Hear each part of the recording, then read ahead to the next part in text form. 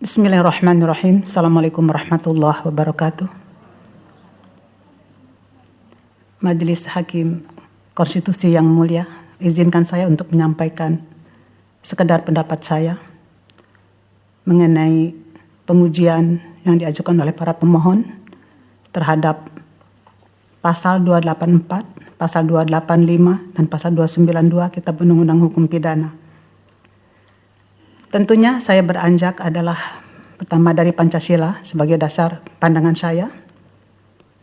Saya ingin menyampaikan mengutip dari Profesor Noto Nagoro pada tanggal 19 September 1951 di Yogyakarta, di Universitas Gadjah Mada, di mana beliau ketika melantik Bung Karno menjadi Dr. Honoris Causa di bidang ilmu hukum, bahwa Pancasila dalam pembukaan Undang-Undang Dasar Republik Indonesia adalah sebagai dasar filsafat negara Republik Indonesia.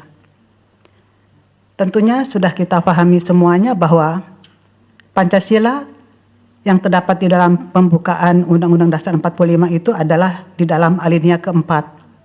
Izinkan saya membaca alinea keempat dari pembukaan Undang-Undang Dasar 1945, bahwa kemudian daripada itu, untuk membentuk suatu pemerintahan negara Indonesia yang melindungi segenap bangsa Indonesia dan seluruh tumpah darah Indonesia, dan untuk memajukan kesejahteraan umum, mencerdaskan kehidupan bangsa, dan ikut melaksanakan ketertiban dunia yang berdasarkan kemerdekaan, perdamaian yang abadi, dan keadilan sosial, maka disusunlah kemerdekaan kebangsaan Indonesia di dalam suatu Undang-Undang Dasar Negara Indonesia yang terbentuk dalam suatu susunan negara Republik Indonesia yang berketuhanan yang Maha Esa, kemanusiaan yang adil dan beradab, persatuan Indonesia, dan kerakyatan yang dipimpin oleh hikmat kebijaksanaan dalam permusyawaratan perwakilan, serta dengan mewujudkan suatu keadilan sosial bagi seluruh rakyat Indonesia.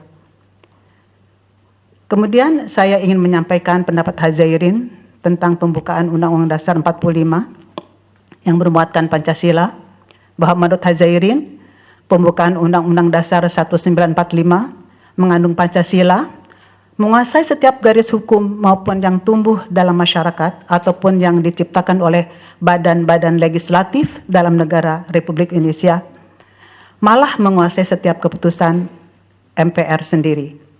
Negara Republik Indonesia berdasarkan Pancasila yang sila pertamanya bulat-bulat telah menjadi satu garis hukum dalam Undang-Undang Dasar 1945, berkewajiban menjalankan hukum setiap agama yang berketuhanan yang Maha Esa, jika agama itu ada memberikan hukum yang memerlukan kekuasaan negara untuk dapat menjalankannya.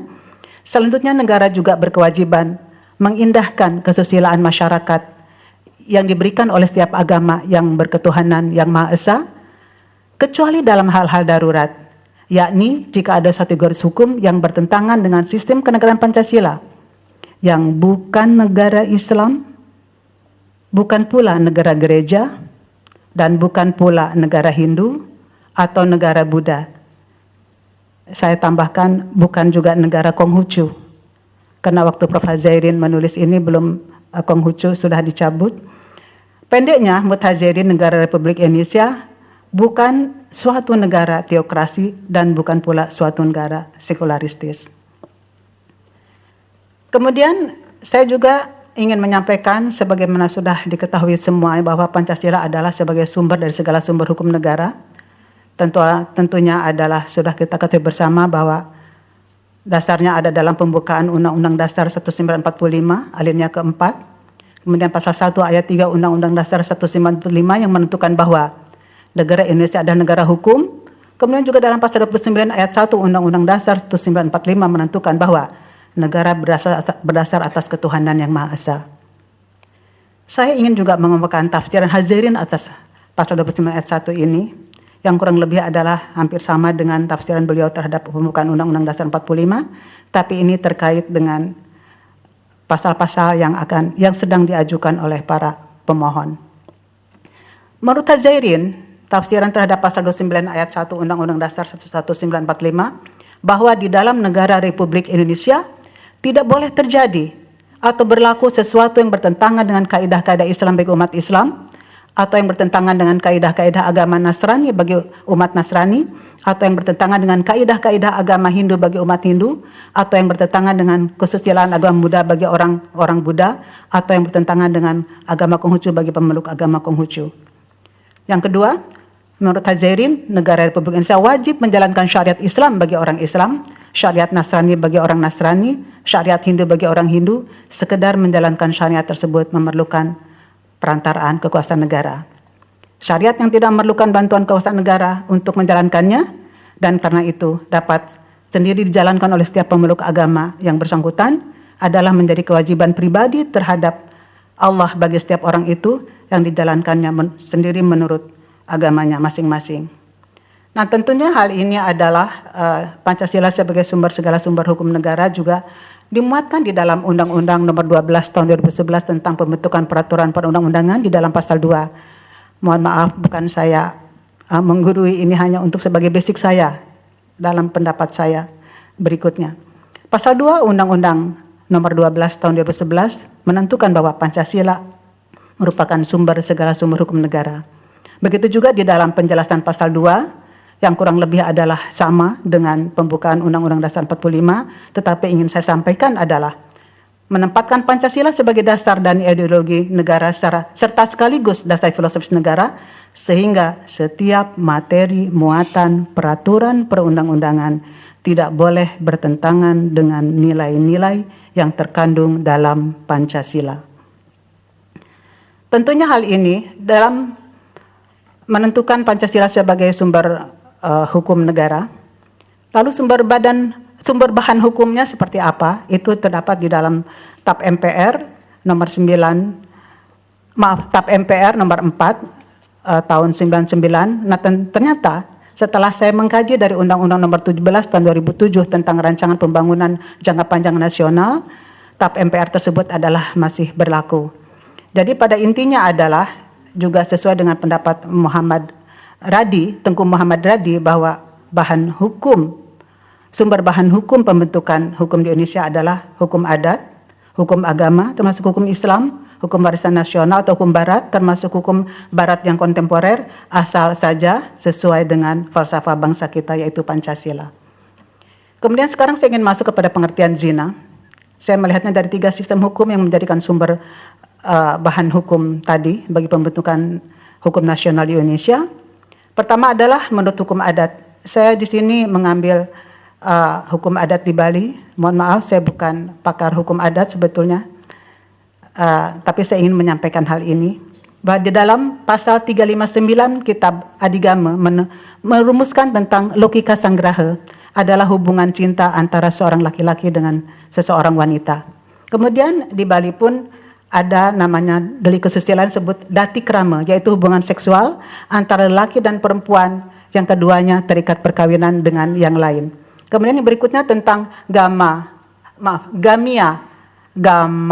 yaitu hubungan seksual antara lelaki dan perempuan yang masih mempunyai hubungan keluarga, mungkin atau incest. Yang berikutnya mamitra ngalang, yaitu seorang lelaki beristri mempunyai hubungan dengan wanita lain yang belum dikawininya secara sah. Kemudian juga di sana ada kumpul kebo. Jadi kesimpulannya adalah menurut hukum adat yang diwakili oleh hukum adat di Bali, bahwa zina menurut hukum adat adalah hubungan seksual di luar perkawinan antara laki dan perempuan yang mana di antara mereka tidak terikat perkawinan. Kemudian menurut hukum Islam sebagaimana telah kita ketahui bersama bahwa zina adalah persetubuhan luar nikah yang dilakukan oleh laki-laki baik yang terikat perkawinan maupun tidak terikat perkawinan dengan perempuan yang terikat perkawinan atau tidak terikat perkawinan yang mana di antara mereka juga tidak terikat perkawinan yang sah dan dilakukan berdasarkan suka sama suka. KUHP memang tidak merumuskan tentang apa itu zina, tetapi bisa disimpulkan dari pasal 284 KUHP bahwa zina adalah atau persetubuhan luar nikah yang dilakukan oleh laki-laki yang sedang terikat perkawinan atau sedang beristri dengan perempuan yang bukan istrinya, atau persetubuhan luar nikah yang dilakukan perempuan yang sedang terikat perkawinan atau bersuami dengan laki-laki yang bukan suaminya. Kemudian saya ingin menyampaikan tentang ketentuan hukuman perzinaan, perkosaan, dan percabulan sesama jenis yang terdapat di Indonesia.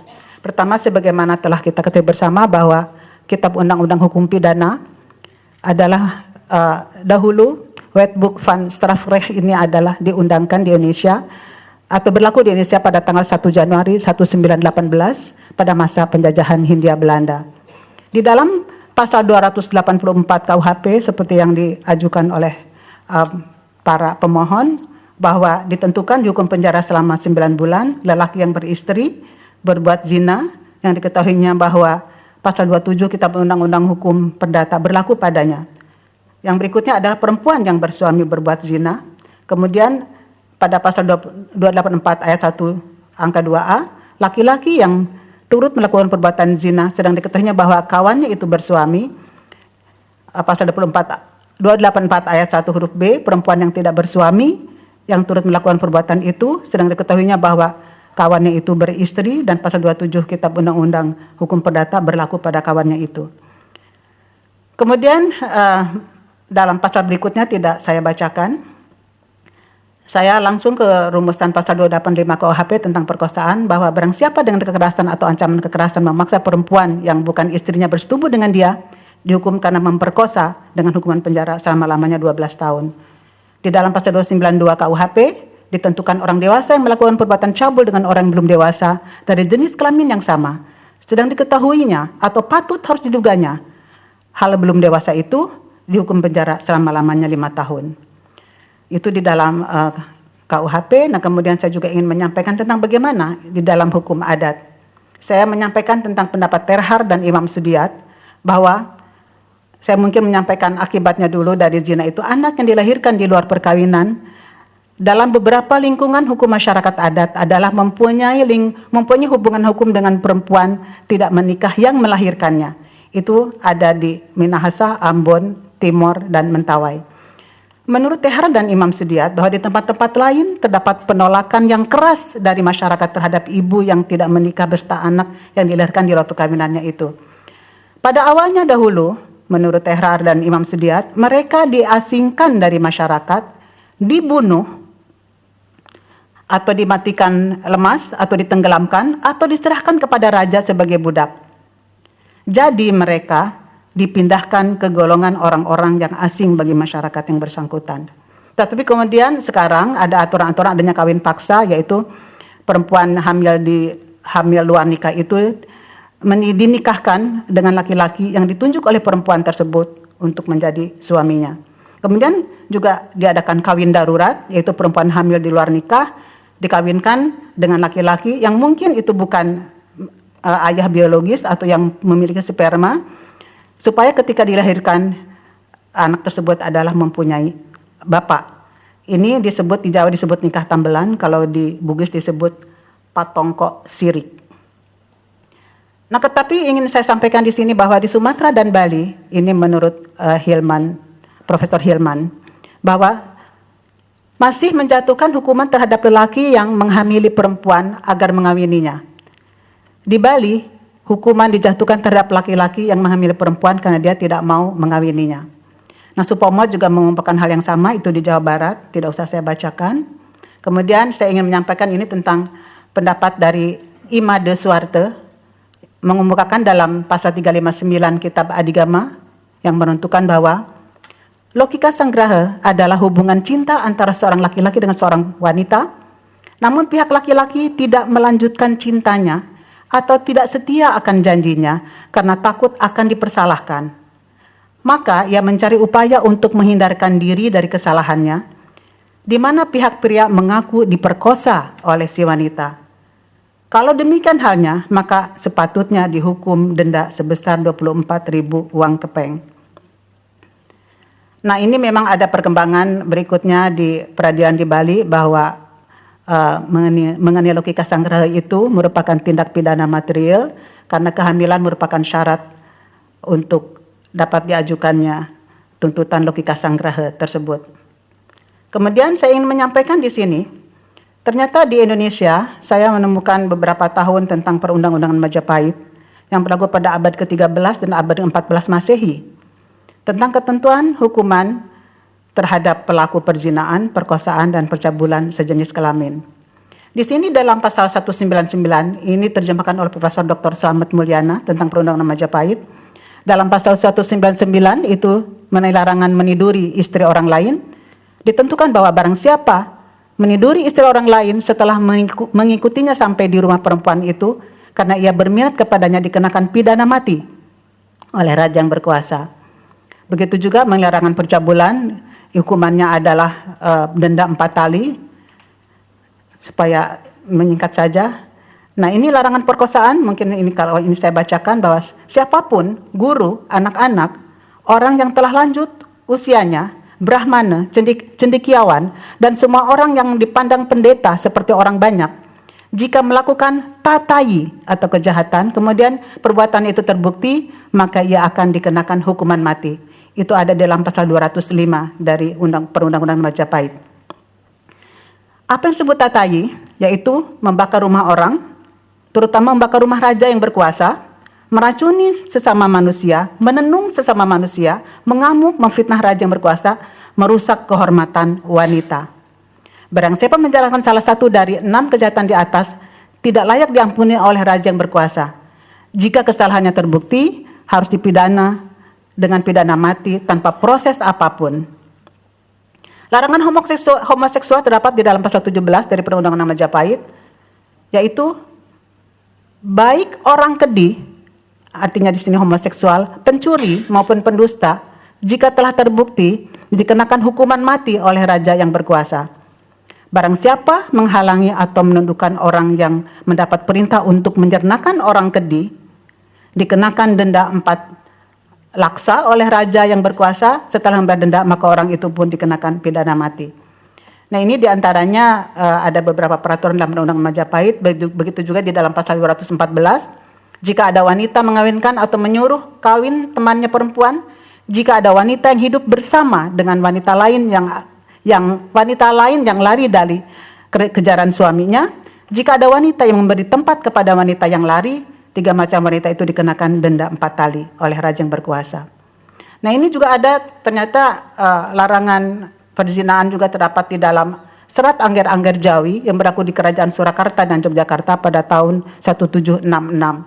Di dalam pasal 39, mungkin boleh saya bacakan, mohon izin. Bila ada orang yang berselingkuh dengan istri orang lain atau sanak saudara dan sebagainya, sedangkan orang yang berbuat serong itu tertangkap, maka serahkanlah kepada pengadilan.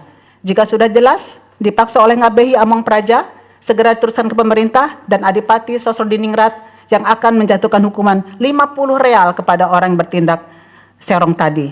Kalau tidak membayar dendanya, dirotan sebanyak 200 kali dan segera dibuang keluar daerah.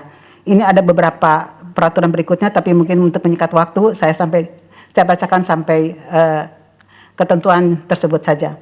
Kemudian saya ingin menyampaikan juga tentang bagaimana ketentuan hukum mengenai perzinaan, perkosaan, dan percabulan sejenis kelamin menurut hukum Islam. Sebelumnya saya ingin menyampaikan bahwa di dalam hukum Islam itu ada hak Allah, diantaranya adalah tentang hukuman terhadap orang yang melakukan zina yang dapat dibuktikan menurut syariat Islam, yaitu had zina. Ada hak manusia yang terkait dengan hak keperdataan. Ada hak Allah dan hak manusia yang tergabung di sini, misalkan terhadap orang yang dituduh melakukan zina padahal dia tidak dapat membuktikan 4 orang saksi atau had qazaf. Kemudian juga ada hak sultan. Ini adalah hak negara. Ini berkaitan dengan hukuman berdasarkan takzir. Misalkan perzinahan yang tidak dapat disaksikan oleh 4 orang saksi lelaki yang memenuhi syarat, itu bisa ditentukan hukumannya berdasarkan takzir. Dasar hukum dalam Al-Quran di dalam surah An-Nur ayat 2, yang terjemahannya adalah pezina perempuan dan pezina laki-laki, maka deralah masing-masing dari keduanya 100 kali.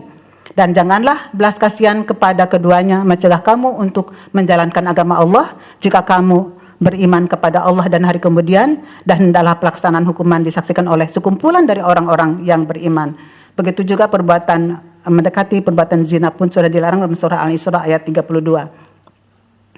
Nah, kemudian di dalam hadis Rasulullah itu mengenai hukuman zina, di sini adalah tentang Ma'iz bin Malik, hadis yang diriwayatkan oleh Ahmad, Bukhari, Muslim, dan dari Abu Hurairah, yang mana pada waktu itu secara singkat bahwa Ma'iz bin Malik datang kepada Rasulullah yang mengaku dirinya adalah telah berzina. Diakui 4 kali, nah kemudian dikenakan hukuman rajam oleh Rasulullah Shallallahu Alaihi Wasallam. Begitu juga Ghomidiyah ini juga mengaku di hadapan Rasulullah bahwa dia telah berzina dan sedang mengandung anak hasil zinanya. Kemudian oleh Rasulullah karena dia sedang hamil dan dia sudah mengakui juga 4 kali di hadapan Rasulullah, maka ditunda hukumannya karena dia sedang hamil, kemudian ditunggu sampai dia melahirkan dan akhirnya juga dikenakan hukuman zina. Nah kemudian tentang pemerkosaan ini menurut saya adalah hukumannya sama dengan had zina, karena saya sendiri tidak mendalami tentang pemerkosaan ini. Tetapi menurut Imam Malik dan Imam Syafi'i dan Imam Hambali, korban perkosaan mendapat ganti kerugian sebesar mahar misil. Nah setelah saya kaji, mahar misil ini cukup besar juga. Karena mungkin kalau di Indonesia mahar misil ini tidak ada, artinya tidak disebutkan seperti di daerah-daerah yang lain. Saya mengacunya adalah kepada Imam Syafi'i yang mengatakan bahwa mahar untuk perempuan itu sebanyak 500 dirham. Dan Rasulullah juga memberikan mahar kepada istrinya, menurut Siti Aisyah radhiyallahu anha, adalah sebesar 12,5 uqyah, setelah dihitung ada sekitar 600 dirham. Kemudian Rasulullah juga pernah memberikan mahar kepada istrinya, Ummu Habibah kalau tidak salah, itu atas pemberian seorang raja, sebesar 4.000 dinar dan 4.000 dirham, ternyata miliaran juga. Nah ini mengenai ganti kerugian, memang kalau di dalam hukum Islam tidak dibedakan secara tegas antara hukum publik atau hak Allah dengan hukum privat. Ini dasar hukum dari larangan hubungan sesama jenis di dalam surah Asy-Syu'ara ayat 165 yang terjemahannya, mengapa kamu mendatangi jenis laki-laki di antara kamu, di antara manusia untuk berbuat homoseks, dan kamu tinggalkan perempuan yang diciptakan Tuhan untuk menjadi istri-istri kamu. Kamu memang orang-orang yang melampaui batas. Nah hal ini hukumannya ada dalam hadis Rasulullah SAW yang diriwayatkan oleh imam yang 5 kecuali Nasa'i dari Ikrimah dari Ibnu Abbas. Ia berkata bahwa Rasulullah SAW bersabda, siapa yang menjumpai seseorang yang bermain liwat atau homoseks, maka bunuhlah fa'il dan maf'ulnya. Begitu juga dengan lesbian. Nah ini saya ingin menyampaikan tentang data empirik. Data empirik, ya, itu saya melakukan penelitian tentang perzinahan di daerah Jakarta Raya, di daerah DKI Jakarta, juga di daerah Provinsi Banten, di Kota Tangerang dan di Kota Pandeglang, di Kabupaten Pandeglang. Ini penelitian dari disertasi saya, bahwa di Jakarta menurut para respondennya beragama Islam semuanya, adalah menurut mereka 48% responden mengetahui bahwa di lingkungannya pernah terjadi orang Islam melakukan zina. Itu di Jakarta. Di Banten, itu di Kota Tangerang, 34%. Ternyata di Kabupaten Pandeglang 73%. Nah, mengapa demikian? Karena di sana adalah dekat Pantai Carita. Itu yang saya ketahui, sehingga Pantai Carita adalah lingkungan Kabupaten Pandeglang. Di sini saya menyampaikan tentang tabel mengenai sebab orang Islam tidak melakukan zina.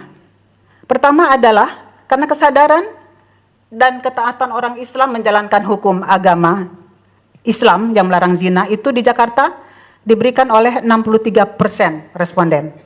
Kemudian di Tangerang 67%, di Pandeglang 57%. Kemudian mereka tidak melakukan zina adalah karena dilarang oleh norma masyarakat atau hukum adat yang berdasarkan hukum Islam. Di sini berlaku teori receptio a contrario. Di Jakarta 21%, di Tangerang 24%, kemudian di Pandeglang 25%. Jadi di sini mereka, setelah saya hitung bahwa jumlah responden yang memilih hukum Islam dan hukum adat yang tidak bertentangan dengan hukum Islam adalah sebanyak 84%, di Jakarta 91%, di Tangerang, dan 82% di Pandeglang. Kemudian anggota masyarakat atau responden yang memilih KUHP adalah 3%. Jadi menurut mereka, sebab orang tidak melakukan zina itu adalah karena KUHP melarang zina dengan hukuman 9 bulan penjara. Nah ini dijawab oleh di Jakarta responden 3%, di Tangerang 3%, dan di Pandeglang 4%. Yang berikutnya adalah ketentuan hukuman yang dapat mencegah orang Islam dari perbuatan zina. Menurut responden di Jakarta, ketentuan apa yang dapat mencegah orang berbuat zina? Ketentuan menurut hukum Islam, yaitu had zina. Di Jakarta dijawab oleh 66% responden, di Tangerang 71% dan di Pandeglang 72%. Kemudian yang dapat mencegah orang Islam untuk tidak berzina juga karena penerapan terhadap orang pelaku zina adalah hukum Islam, hukum adat, dan juga RUU KUHP. Hukum adat itu seperti apa? Misalkan diusir atau diarak keliling kampung. Di Jakarta 3%, kemudian di Tangerang 8%, di Pandeglang 5%. Nah, jumlahnya ini adalah setelah digabungkan hukum Islam dan hukum yang tidak bertentangan dengan hukum Islam, 69% di Jakarta. Mereka berpendapat bahwa hukum Islam dan hukum adat atau hukum KUHP yang tidak bertentangan dengan hukum Islam yang diterapkan atau mencegah orang Islam tidak berbuat zina adalah 69%, kemudian di Tangerang 79%, di Pandeglang 77%. Kemudian masyarakat yang berpendapat bahwa KUHP dapat mencegah orang tidak berbuat zina bagi orang Islam ada 12% di Jakarta, di Tangerang 10%, di Pandeglang 9%. Kemudian responden yang menjawab bahwa RUU KUHP tahun 2008 yang mengancam hukum 5 tahun dapat mencegah orang Islam tidak melakukan zina dipilih oleh 15% responden di Jakarta, di Tangerang 19%, kemudian di Pandeglang 16%. Yang responden yang memilih hukum adat dan KUHP. Ibu Neng, maaf. Ya. Waktunya supaya dipersingkat. Oh, baik. Karena ini mungkin ada beberapa data yang ingin saya sampaikan, mungkin nanti ya pada intinya adalah sudah ada semua bisa dibaca. Oh, baik. Ya. Yang lain yang tidak dibacakan atau tidak disampaikan secara lisan dianggap sudah dibacakan, Ibu.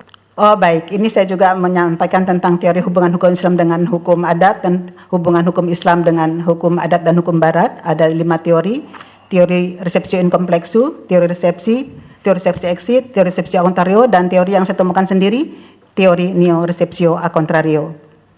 Mungkin isi yang ingin sampaikan adalah mengenai akibat zina terhadap keluarga dan tatanan masyarakat. Di sini adalah di dalam Undang-Undang Nomor 1 Tahun 74, dalam pasal 43, itu ditentukan tentunya untuk putusan Mahkamah Konstitusi, nomor 46, garis miring PUU, garis datar 8, garis miring 2010 pada tahun 2012 dahulu, bahwa ini berkaitan dengan hubungan nasab. Karena hubungan nasab itu untuk anak hasil zina atau anak hasil perkosaan itu tidak mempunyai hubungan nasab dengan ayah yang pemilik sperma, sekalipun itu telah dibuktikan menurut pasal 43 yang telah frasanya diubah oleh putusan MK. Begitu juga mengenai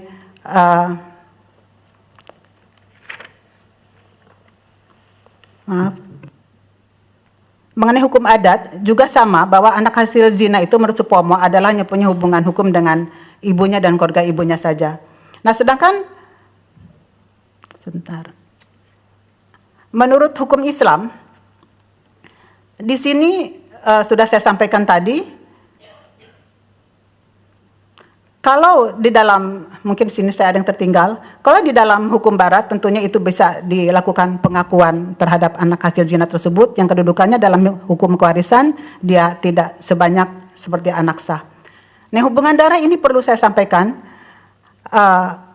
Mengapa? Karena anak hasil zina menurut Imam Syafi'i dan Imam Maliki, jadi seorang laki-laki dapat menikahi anak perempuan hasil zina atau cucu perempuan hasil zina, saudara perempuan dan keponakan perempuan dari anak perempuan hasil zinanya, karena perempuan tersebut tidak mempunyai hubungan nasab secara syar'i.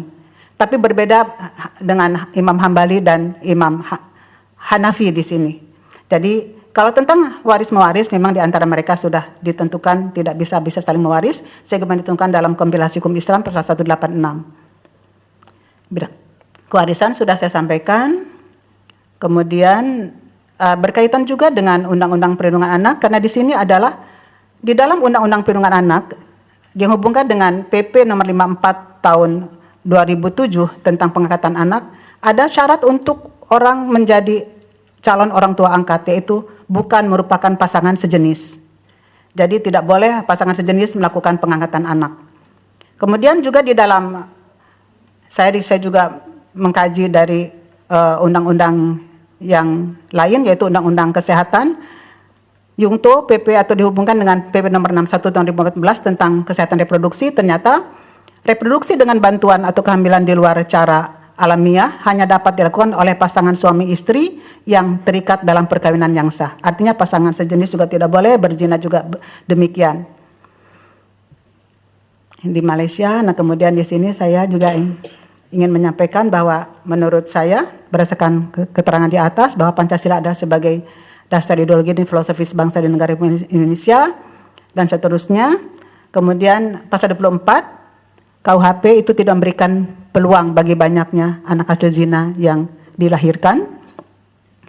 Nah, karena apa? Karena ternyata anak hasil zina itu hak keperdataannya juga menurut hukum adat maupun hukum Islam adalah tidak terpenuhi dalam melakukan hubungan dengan ayah biologisnya. Karena kalau misalkan anak hasil zina itu atau anak hasil perkosaan itu perempuan, maka ayah biologisnya tidak dapat menjadi wali nikah dari anak perempuan tersebut kalau menurut Islam, juga di sebagian masyarakat adat.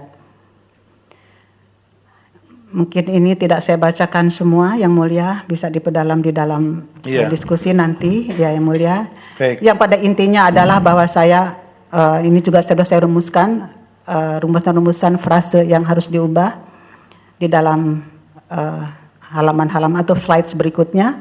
Yang pada intinya adalah saya mendukung, ahli mendukung para pemohon. Terima kasih Yang Mulia. Wassalamualaikum warahmatullahi wabarakatuh. Baik, waalaikumsalam warahmatullahi wabarakatuh.